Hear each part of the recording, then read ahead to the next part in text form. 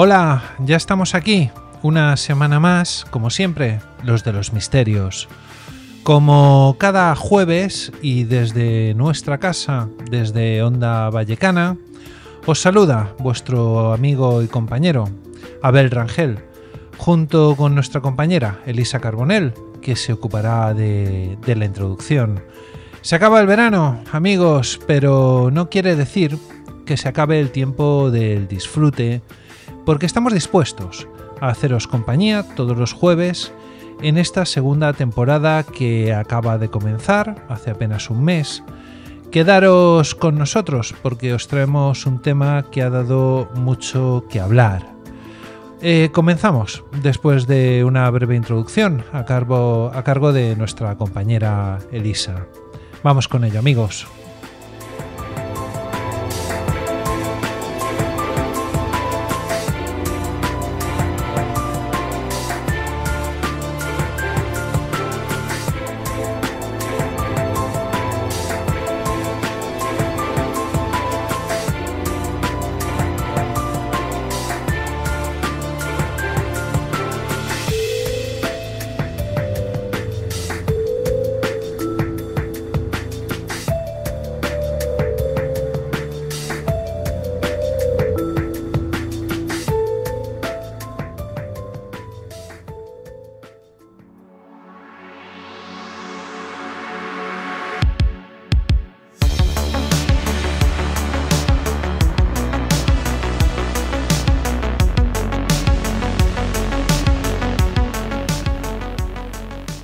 Buenas noches, amigos del misterio.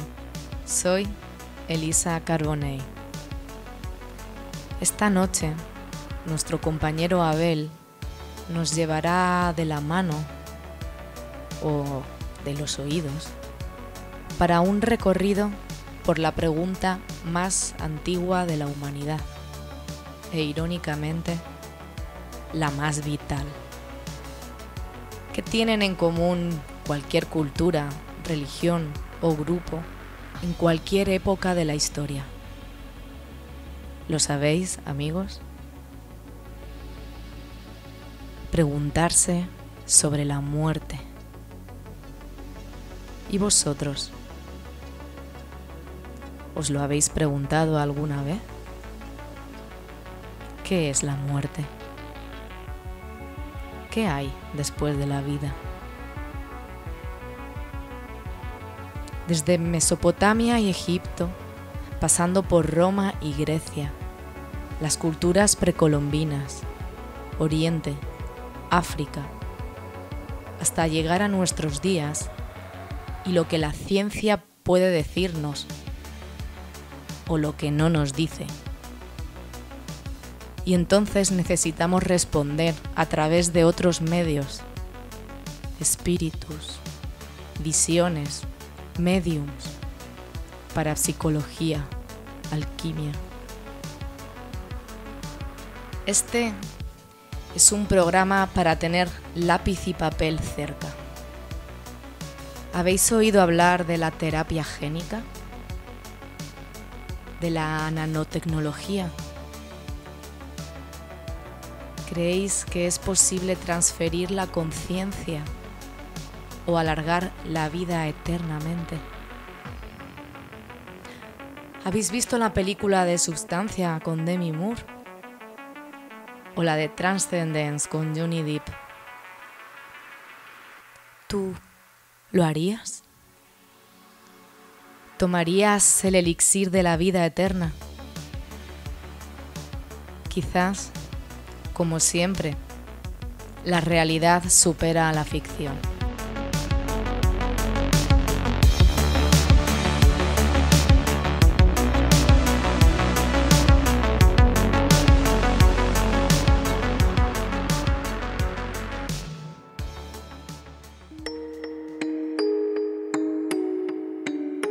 Estás escuchando Claves del Misterio en Onda Vallecana.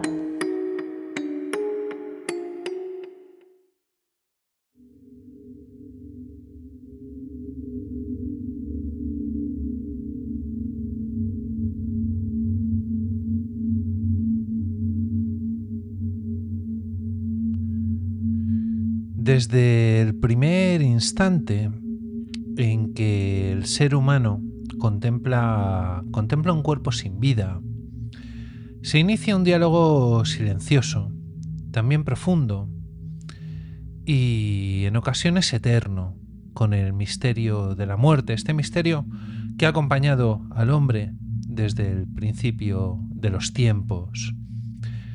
La muerte no solamente no es un final, sino que es el umbral hacia lo desconocido. Digamos que es una gran pregunta que atraviesa el tiempo y también es inmune a las culturas. Hoy, en este viaje, nos vamos a sumergir en esa inquietud que ha marcado a nuestra especie. Y hablo de especie como seres humanos, desde sus orígenes, explorando las antiguas creencias, los rituales sagrados y los enigmas modernos, hasta adentrarnos en las experiencias reales de quienes aseguran haber cruzado el velo y retornado para poder contarlo.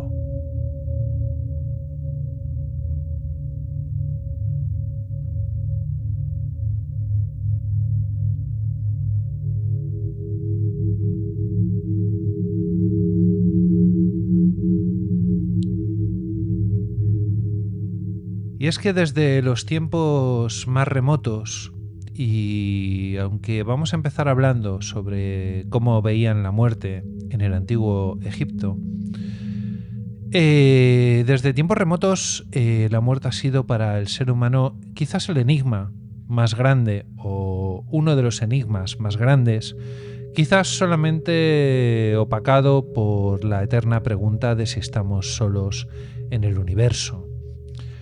Pero ya en Egipto, la civilización, que es quizás la más interesante, que ha fusionado la muerte con la idea de la vida eterna.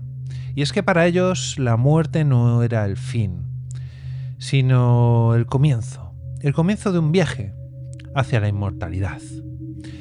Para ellos era simplemente un tránsito que requería preparación, conocimiento y también respeto, un profundo respeto por el cuerpo y también por el alma.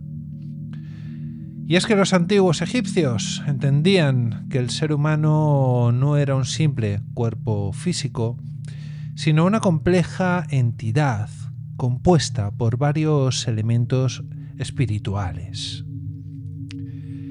El Ka, que podría traducirse como la fuerza vital, era la energía que animaba el cuerpo. También estaba el Ba, que representaba la personalidad y la esencia individual de la persona, mientras que el Ak era el alma transfigurada que alcanzaba la eternidad tras superar las pruebas que debían de superar para llegar al más allá. Por eso, el proceso de momificación para ellos era un ritual ciertamente fundamental. Había que preservar el cuerpo, eso era imprescindible para que el Ka pudiera regresar y habitarlo después de la muerte. El arte de la momificación alcanzó niveles de perfección y complejidad únicos. ¿Y cómo se alcanzaban estos niveles? Pues con ritos que incluían la extracción de los órganos, el uso de sales y resinas y también la confección de máscaras funerarias. En los textos del libro de los muertos, estos textos estaban escritos en papiros y se colocaban al lado de las tumbas. Estos textos guiaban al difunto en su viaje a través del Duat, el inframundo egipcio, para entendernos. Allí el alma debía enfrentarse a peligrosas criaturas y superar obstáculos mágicos para llegar ante el tribunal del dios Osiris, que era el señor de la muerte y de la resurrección.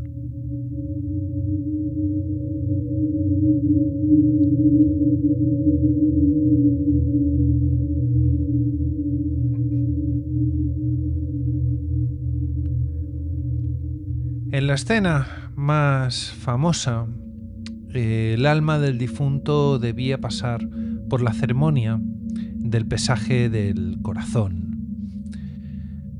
Anubis, este juez, colocaba el corazón del muerto en una balanza y se comparaba con el peso de una pluma. Era la pluma de Mat, el símbolo de la verdad y del orden cósmico. Si el corazón pesaba más que la pluma, el corazón que era el encargado de los pecados y las faltas, el alma era devorada por Amit, un monstruo ciertamente terrible. Pero si el corazón era ligero, el alma era considerada pura y podía acceder al campo de juncos. Este campo de juncos era el paraíso de felicidad eterna. Este sistema refleja una profunda ética espiritual en la que se debe entender que la vida debe de ser justa, pues sólo así se asegura la continuidad más allá de la muerte, al otro lado. Además, las tumbas, los sarcófagos y las pirámides eran templos para el difunto, lugares donde su memoria y su poder seguían vivos de alguna manera.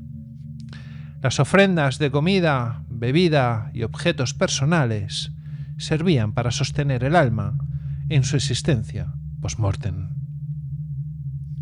El faraón, que era considerado un dios viviente, tenía un acceso privilegiado a la eternidad y su momia y tumba debían garantizar que su poder trascendería las fronteras de la muerte.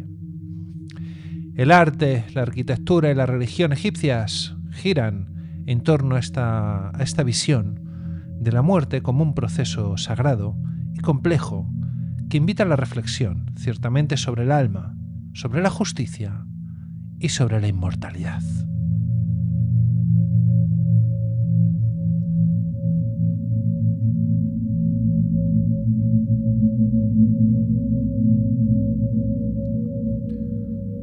Pero no nos vamos a quedar en Egipto, también en Mesopotamia, donde había un inframundo sombrío. A diferencia del optimismo egipcio, las civilizaciones mesopotámicas, los sumerios, los acadios, los babilonios y los asirios concibieron la muerte como una experiencia sombría y definitiva que sumergía el alma en un reino oscuro y triste. Los textos sumerios que hablan del Kur, el inframundo subterráneo, gobernado por la diosa Ereshkigal. En este mundo, los muertos existían como sombras, sin vida ni conciencia plena. Se les imaginaba vestidos con ropa gris, viviendo en la oscuridad, sin luz y sin alegría. Los ritos funerarios incluían la entrega de alimentos y bebidas a estos difuntos, en la esperanza de que estas ofrendas les ayudasen a sobrellevar su triste existencia en el otro lado. Pero la idea predominante era que la muerte era un estado de extinción o castigo, y ciertamente no tenían ninguna esperanza de trascendencia. Esta visión se refleja en el poema de Gilmaseg, la epopeya más antigua conocida. Gilgaset, el rey héroe, confronta la muerte de su amigo Enkidu y emprende un viaje para encontrar el secreto de la inmortalidad. En su búsqueda visita el mundo subterráneo y aprende que la muerte es el destino inevitable de todos, incluso de los dioses. Este relato subraya la condición trágica y universal de la mortalidad, pero también refleja el deseo humano de trascendencia. En Mesopotamia la muerte era un misterio sombrío, pero también el motor que impulsaría la búsqueda de sentido y vida eterna, aunque solamente sea a través del recuerdo.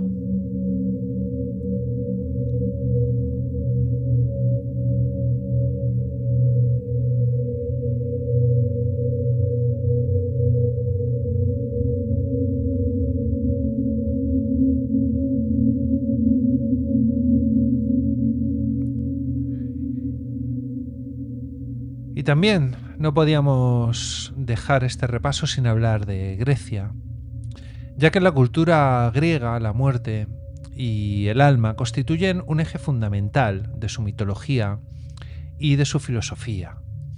La palabra psique aludía al alma o espíritu que se separa del cuerpo tras la muerte.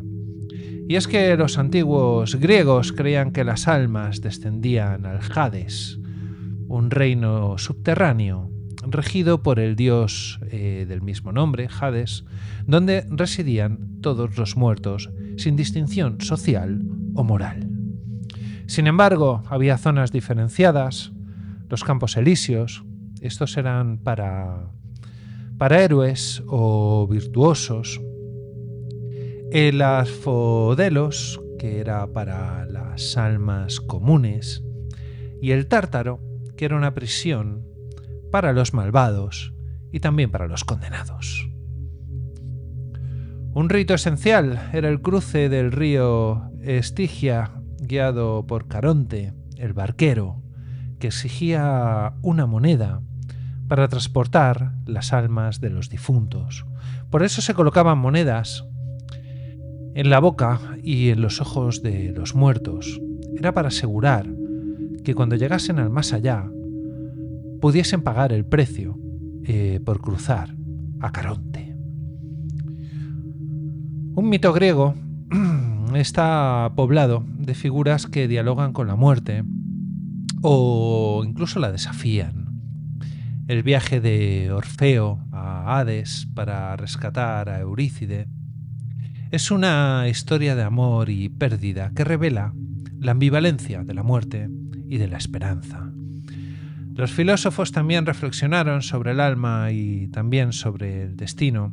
Platón, en su obra Fedón, defiende la inmortalidad del alma y su separación del cuerpo, considerando que el alma es eterna y persiste a la vida terrenal. Aristóteles, en cambio, tenía una visión un poco más materialista. Esta visión estaba asociaba el alma a las funciones vitales del cuerpo.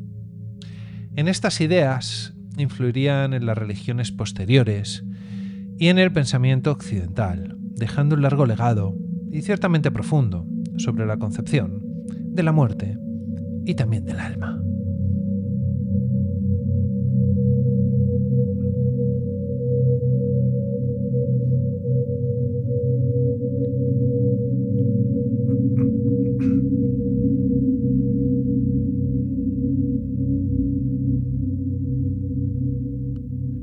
Pero también los romanos, herederos de la cultura griega, aportaron una dimensión práctica y social al concepto de la muerte. La memoria y el culto a los antepasados eran fundamentales para mantener la cohesión familiar y también la identidad. Los funerales romanos eran ceremonias solemnes en las que había procesiones, también discursos fúnebres y banquetes en honor del difunto. La pompa y el respeto eran esenciales para honrar la memoria y asegurar la paz del alma. Y es que una de las festividades que tenían en Roma más importantes era el Lemuria. Durante esta festividad se realizaban rituales para apaciguar a los espíritus errantes y evitar que perturbaran a los vivos. Para esto, pues bueno, los romanos creían que los muertos podían influir en el mundo de los vivos, tanto para bien como, escúchenme, también para mal. El culto familiar incluía altares domésticos, donde se veneraba a los lares y penates, espíritus protectores de la casa y de la familia, que simbolizaban la conexión permanente con los ancestros y con esas personas que habían partido hacia el otro lado. Este respeto a la memoria y la continuidad entre vivos y muertos consolidó en Roma una cultura funeraria rica y compleja, donde la muerte es parte del tejido social y también del religioso.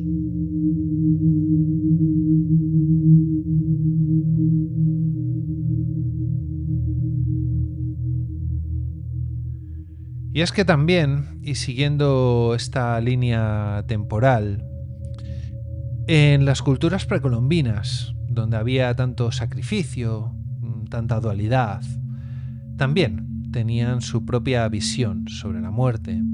Y es que en estas grandes culturas prehispánicas, como los aztecas, los mayas y los incas, la muerte estaba inserta en una visión cíclica y dualista del universo.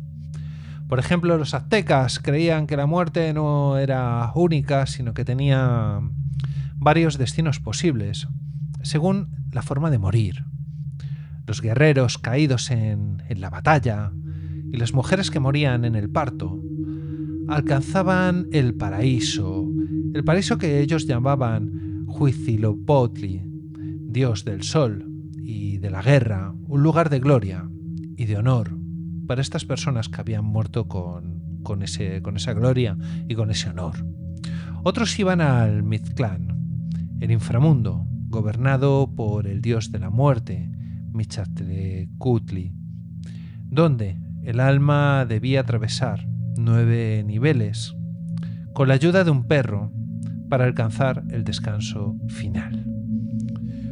Los sacrificios humanos frecuentes en la religión azteca también eran vistos como un intercambio con los dioses para mantener el equilibrio cósmico y asegurar la continuidad del mundo. Por eso era tan importante.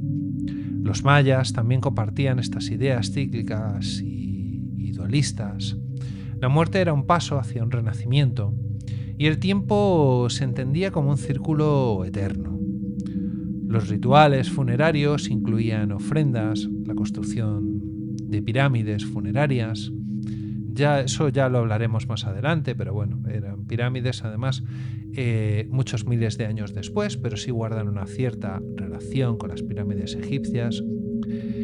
Y la realización también de ceremonias que aseguraban la transición segura del alma.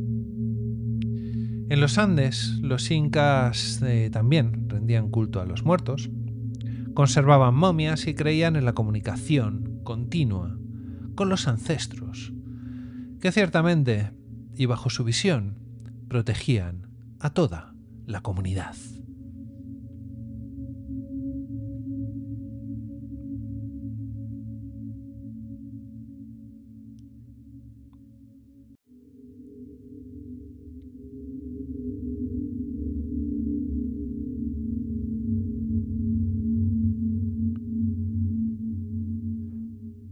Pero también en las culturas orientales tenían su propia visión de la muerte. Y es que en las religiones originarias de la India y extendidas por todo Asia, como el hinduismo, el budismo y el jainismo, la muerte es concebida como un paso más dentro de un ciclo infinito. El samsara, el ciclo de nacimientos y muertes.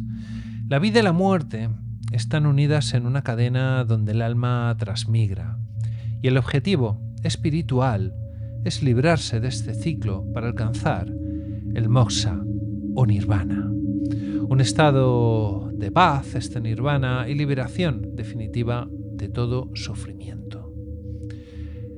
El karma, la ley de causa y efecto, determina ciertamente, según pensaban y piensan, la calidad del renacimiento. Por todo ello, si la vida es una oportunidad para acumular buenas acciones y purificar el alma, debían aprovecharla.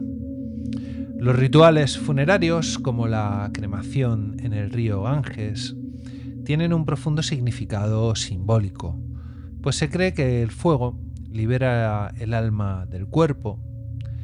Todos lo habréis visto cuando hacen esas hogueras en la orilla del Ganges, que ciertamente cuestan un dineral y muy pocas personas pueden pagar la cremación completa, por lo que se dejan cuerpos a medio quemar. Bueno, es bastante... Y también el agua purifica o simboliza el tránsito, por eso se arrojan después las cenizas al Ganges, aunque ya os digo que incluso se arrojan cuerpos a medio quemar porque no se ha podido pagar una madera de la suficiente calidad o los suficientes kilos de madera.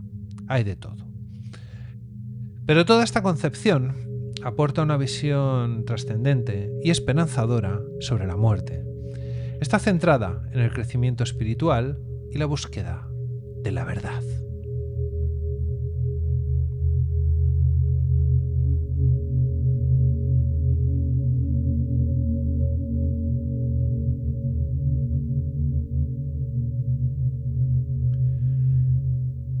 También, y viniéndonos un poco al continente africano, en muchas culturas tradicionales africanas y también en cierta parte en Oceanía también, la muerte no separa al difunto del mundo de los vivos, sino que lo integra en el entramado espiritual comunitario. Los ancestros, según su visión, son seres sagrados que mantienen un vínculo vivo con sus descendientes, protegiéndolos y también guiándolos. La muerte para ellos es un paso hacia un estado en el que el espíritu puede actuar en beneficio de la comunidad. Los ritos funerarios suelen ser elaborados con músicas, danzas, ceremonias y símbolos que honran al difunto y aseguran la continuidad del ciclo vital. La comunicación con los ancestros a través de chamanes o rituales específicos es fundamental para mantener la armonía y el equilibrio en toda la comunidad. Esta visión destaca también la muerte como parte de una realidad donde el tiempo es circular y la comunidad trasciende a la vida física. Estas variadas visiones sobre la muerte en las culturas antiguas nos revelan, amigos, la riqueza y también la complejidad con que el ser humano ha enfrentado su destino inevitable. Cada cultura, desde el Egipto eterno hasta las selvas de América o las sabanas africanas, construyó sus ritos y sus mitos y sus creencias también para dotar de sentido a la muerte y para trascender el miedo a lo desconocido. En sus relatos, en sus templos y ceremonias, encontramos reflejos de nuestra propia búsqueda, entender qué es morir y qué hay después, y cómo vivir mejor sabiendo que la muerte es parte esencial del gran misterio de la existencia. Pero hoy en día tenemos infinidad de casos donde el paso de la vida a la muerte parece que no ha sido como esperaban nuestros protagonistas. Tan diferente ha sido que han conseguido volver. Y desde tiempos remotos la muerte ha sido un misterio que el ser humano ha intentado desentrañar. Más allá del miedo, de la incertidumbre, la muerte plantea preguntas que tocan el alma. ¿Qué hay después? ¿La conciencia se extingue al morir? ¿O acaso existe algo más allá del cuerpo físico? En las últimas décadas, gracias a los avances médicos, muchas personas han tenido la oportunidad de volver de experiencias en las que la vida y la muerte parecían fundirse. Estas experiencias, conocidas como experiencias cercanas a la muerte, o ECMs últimamente, han aportado datos que desafían la lógica y la ciencia convencional. Y es que algunas de estas personas han relatado hechos ciertamente imposibles de conocer, desde el estado de inconsciencia o de muerte clínica. Datos que han sido corroborados con registros, testimonios y evidencias externas.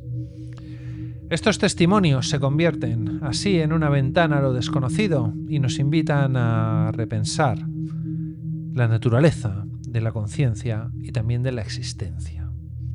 Y es que a continuación vamos a explorar 5 de los casos más sorprendentes y rigurosamente documentados, ahondando en cada uno para entender no solamente la experiencia, sino el contexto, las pruebas y lo que implica para nuestra propia visión del mundo.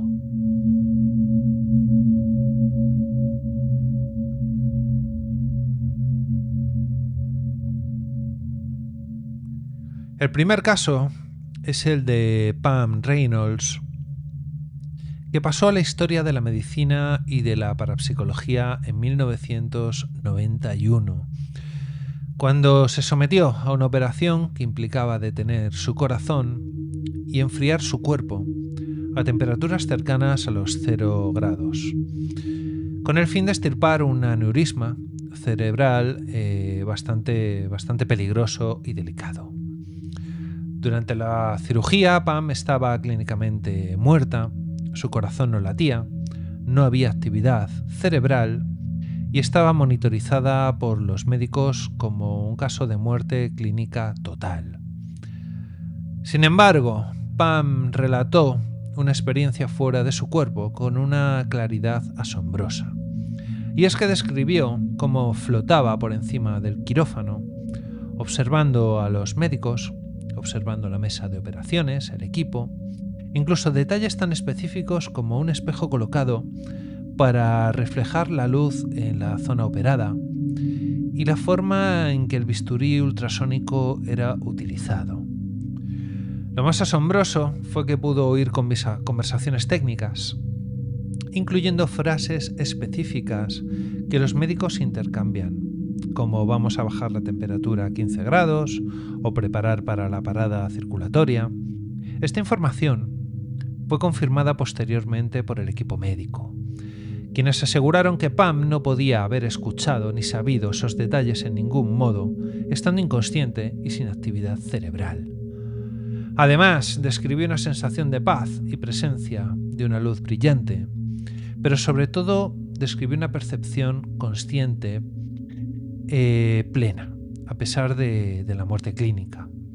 Y es que este caso fue analizado por investigadores como el Dr. Jeffrey Long o el Dr. Michael Sabom, quienes lo consideran uno de los testimonios más sólidos de la supervivencia de la conocida, de la conciencia, más allá de la actividad cerebral. Pam, esta misma persona, afirmó que la experiencia le cambió para siempre, dándole un sentido profundo a su percepción de la vida y de la muerte.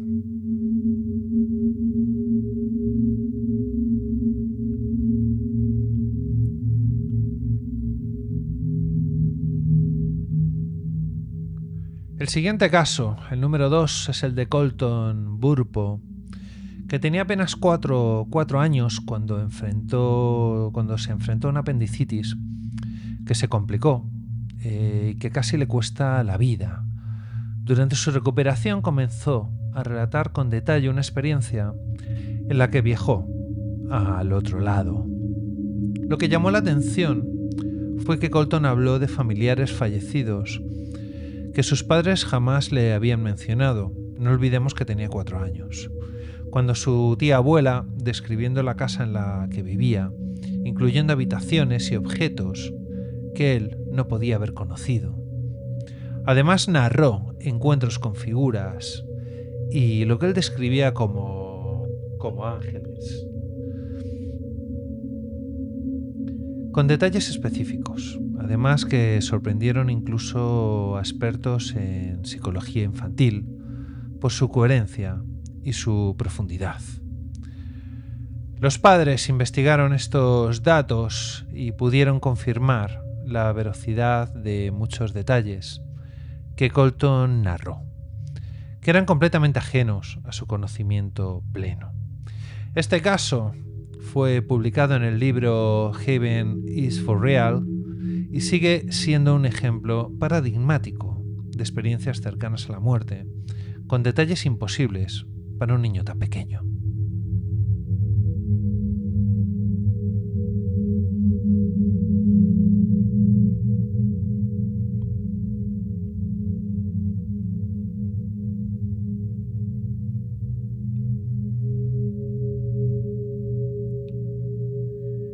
El siguiente caso es el caso de Betty Jean, y ya que en un accidente de tráfico Betty Jean sufrió una parada cardíaca y estuvo clínicamente muerta durante varios minutos.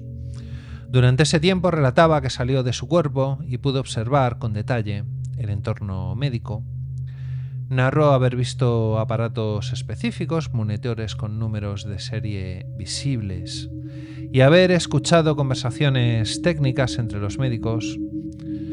Lo que hace único este caso es que Betty mencionó una complicación que ocurrió minutos después y que no había sido informada a familiares ni al público. Una complicación durante la operación.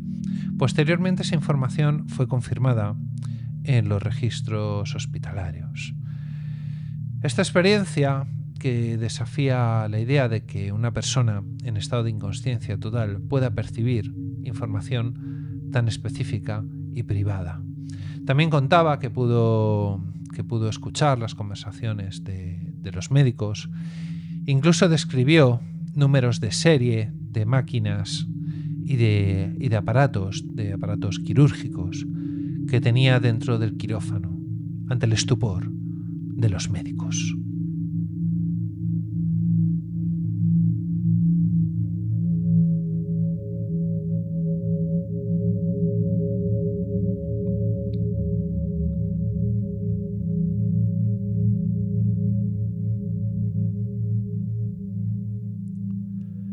El siguiente caso, el cuarto caso que os traemos hoy, es el de María.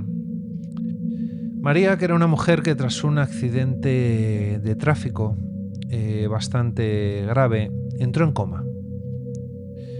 Durante su experiencia cercana a la muerte, experimentó, según narraba ella, una salida de su propio cuerpo, que la permitió desplazarse por el hospital. Ella contaba que llegó a una habitación cercana donde escuchó una conversación entre dos médicos que discutían la grave enfermedad de un familiar suyo. La información, que en ese momento se desconocía completamente, era una conversación privada entre dos médicos. Era imposible que lo supiese y estaban en otra habitación. Bueno, pues tras despertar, confirmó con sus familiares que esa conversación había ocurrido y que era un secreto familiar que nadie le había contado. La experiencia la llevó a reflexionar profundamente sobre la experiencia vivida, más que nada cuando consiguió corroborarlo con los propios médicos, más bien primero con uno y después con el otro.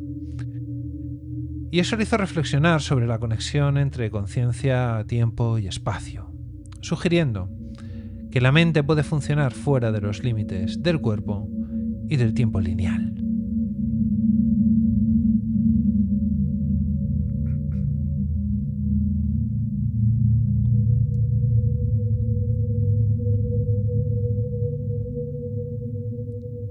Y el último caso, amigos, es el de John Smith.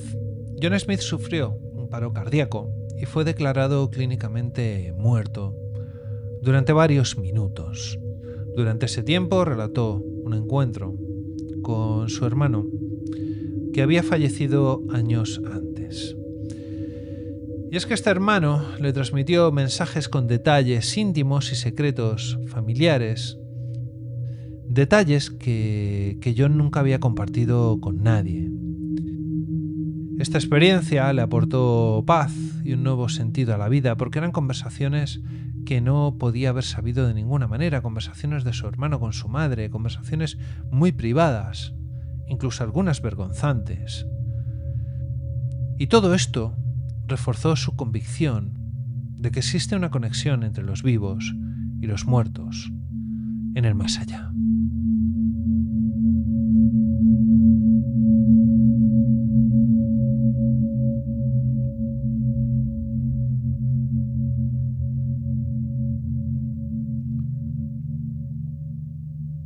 Aunque muchos científicos permanecen completamente escépticos, estos casos ciertamente han impulsado investigaciones rigurosas que intentan comprender cómo es posible que personas en estado de inconsciencia perciban detalles verídicos e imposibles de saber.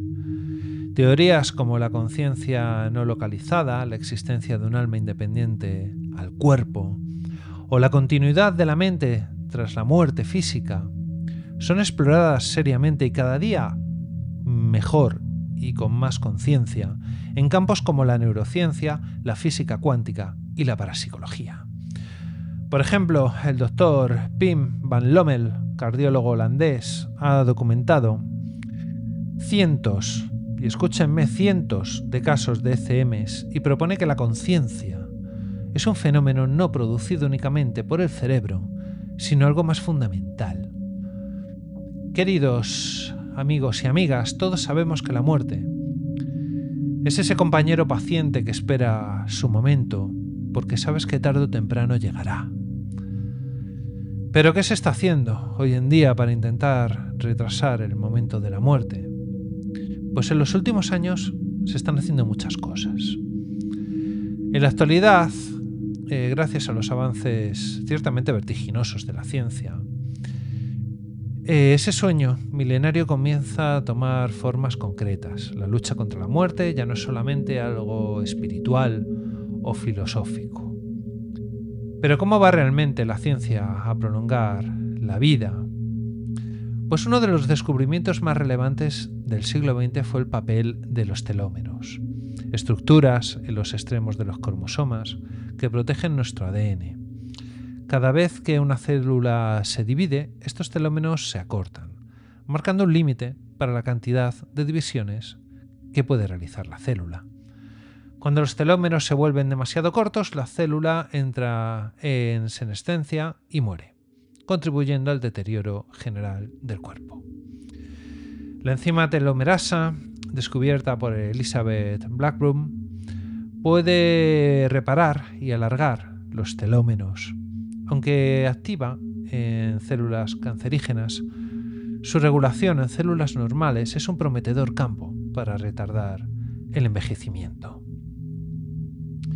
Otra causa del envejecimiento es el daño causado por los radicales libres, que son unas moléculas altamente reactivas que dañan las proteínas, los lípidos y el ADN. Y en todo esto se está trabajando, amigos. La llegada también del CRISPR-Cas9 revolucionó la posibilidad de editar genes con precisión y eficiencia. Se han identificado genes que influyen en la longevidad. Se están ahora mismo realizando estudios bastante complejos basados en el ADN para encontrar una forma de, si no prolongar eternamente, sí alargar bastante la vida y sobre todo con una calidad de vida muy aceptable.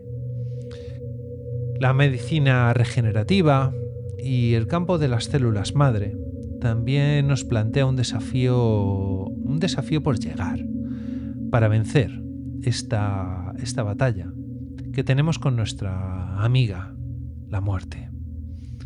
Incluso la nanotecnología, que ofrecerá en el futuro la posibilidad de diseñar nanorobots que circulen por la sangre, reparando daños celulares, eliminando toxinas y combatiendo infecciones a nivel molecular.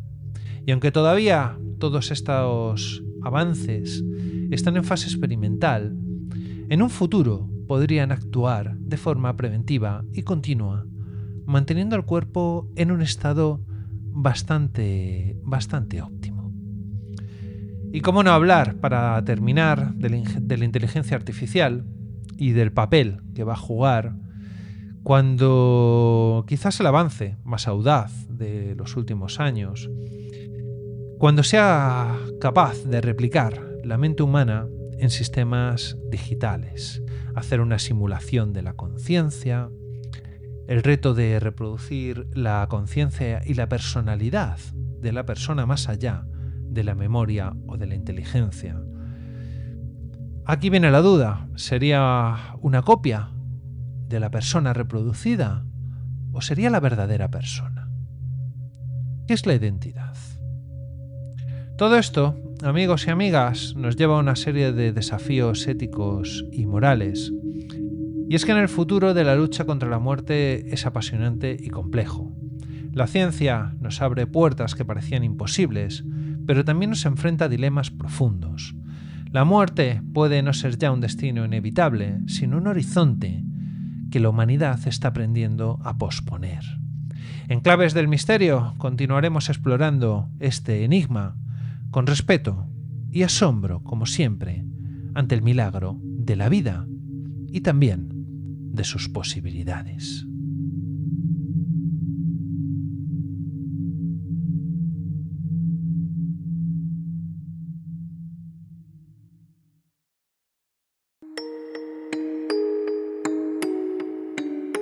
Estás escuchando Claves del Misterio en Onda Vallecana.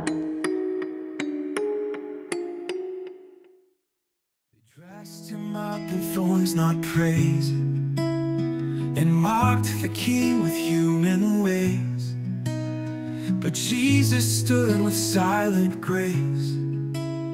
No army rose, no sword was raised.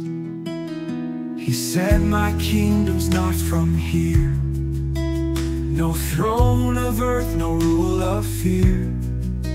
He came to show a greater reign, where mercy lives and truth remains. Not of this world, not built on lies, no power plays, no earthly prize. The kingdom Christ has come to bring is not controlled by priest or king.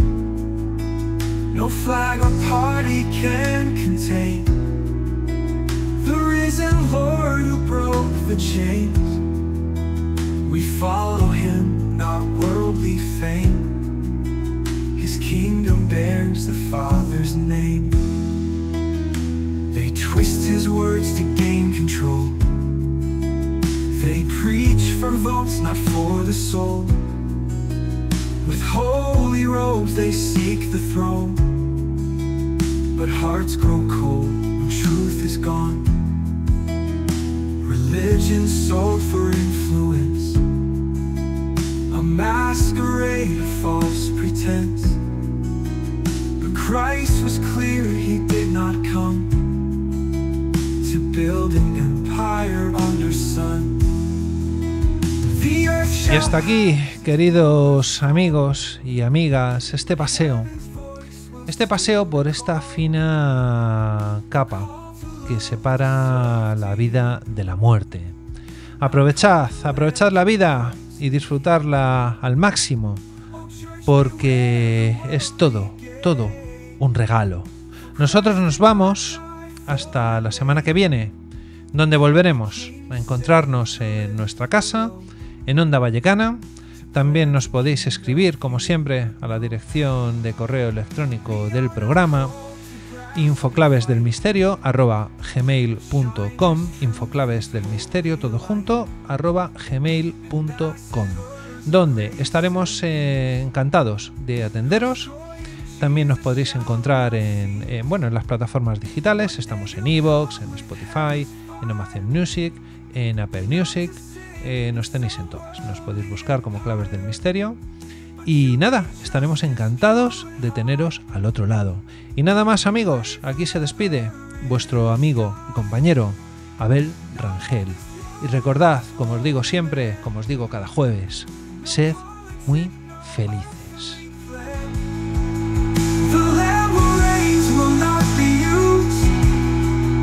by selfish hearts or power abused.